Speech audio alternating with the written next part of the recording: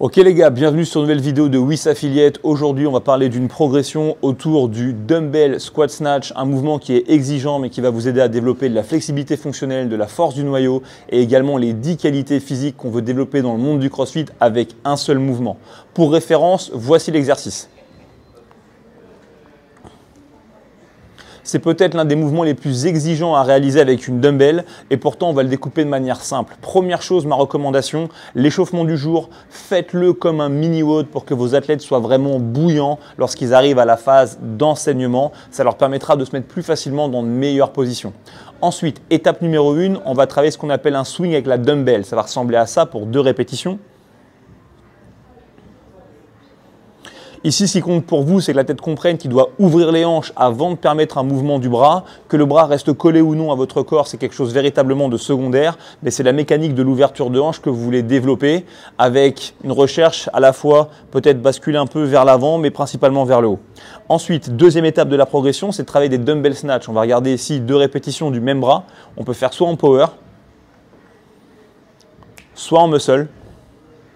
Pourquoi? Parce qu'aujourd'hui, ce qui nous intéresse, c'est la position de fin. Le fait vraiment d'avoir le poids dans le plan frontal, au-dessus du corps, le coude verrouillé, le bras vraiment proche ici de la tête et demander à vos athlètes de pousser avec l'haltère vers le ciel. Ça va les aider à être plus solides. Une fois qu'on a travaillé ça, on peut basculer sur l'étape suivante qui commence à être technique, qu'on appelle le high hang dumbbell squat snatch. Ça ressemble à ça.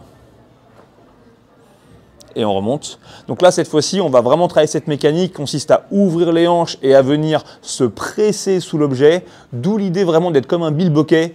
J'ouvre et je me cale en dessous de la dumbbell. À partir de cet instant-là, pour les athlètes qui manquent un peu de flexibilité, attrapez véritablement la dumbbell par l'une de ses bases. Comme ceci, ça va vous aider à tirer le bras peut-être dans une meilleure position si vous êtes un petit peu raide ici au niveau de la poitrine par exemple. Quand ça c'est maîtrisé, on peut passer au mouvement complet. Donc là, cette fois-ci, c'est le dumbbell squat snatch. Et une nouvelle fois, ça va ressembler à ça.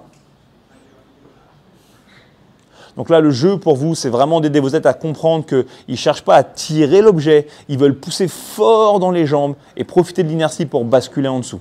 Passez du temps sur le mouvement complet et lorsque vous faites la montée en charge, ne pensez pas que vos athlètes doivent toujours scaler le poids vers le bas. En vérité, si votre athlète est costaud physiquement, des fois il va se sentir même un peu mieux avec une dumbbell un petit peu plus lourde. Donc une nouvelle fois, laissez votre œil de coach vous permettre de juger quel est le bon challenge. Si vous sentez que votre athlète n'est pas en sécurité, bien sûr, on réduit la charge. Si vous sentez que la mécanique de mouvement est bonne, on peut garder une charge élevée, quitte peut-être à réduire le volume pour lui laisser le temps d'apprendre à maîtriser le mouvement.